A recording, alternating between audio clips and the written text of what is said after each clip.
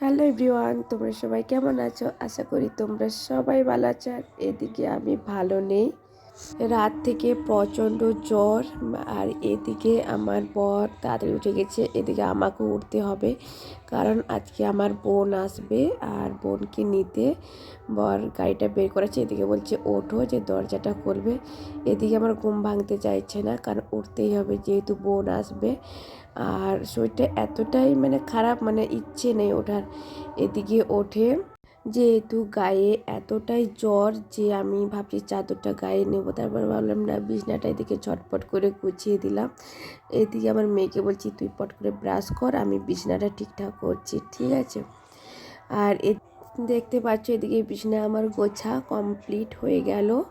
আর মেয়েকে বলছি চল আমরা দুজন স্নান করে আসি, রেডি হবো। এদিকে তার মাঝখানে দেখলাম বিছানা গোছানো হয়ে গেছে। আর বিছানা গোছানো কার না ভালো লাগে বলো? আর ভালো লাগে বিছানা গুছিয়ে রাখতে, দেখতেও সুন্দর লাগে। আর এদিকে আমি আয়নার সামনে একটু ঘুম থেকে উঠে দেখে নিলাম যে আমার ফেসটা কেমন। চলো, তার আগে আমার ভিডিও করা হয়নি। এদিকে স্নান টান করে রেডি হয়ে বসলাম। এই যে বোন চলে এসেছে, বোন একটু থোবড়াটা দেখিয়ে দিল বোন। এদিকে আমরা কী দিয়ে মুড়ি খাচ্ছি, চপ পেঁয়াজ দিয়ে। আর তার মাঝখানে আমি উনানে ভাতটা বসিয়ে দিই। এইদিকে গ্যাসে বেগুন ভাজা বসিয়েছি। আর এদিকে মাছটা ধুয়ে নিয়ে চলেছে। এদিকে আমার বোনকে বলছি দিদি বাড়ি আসে, দিদি পারেনি, তুই একটু আদা রসুনটা ছাড়িয়ে দে, দরকার বলে রান্না করে দে। না গো, আমি আমার বোনকে এমনি মজা করলাম রান্না করার কথা, আমি রান্না করব, ও দুদিনের জন্য ঘুরতে আসছে।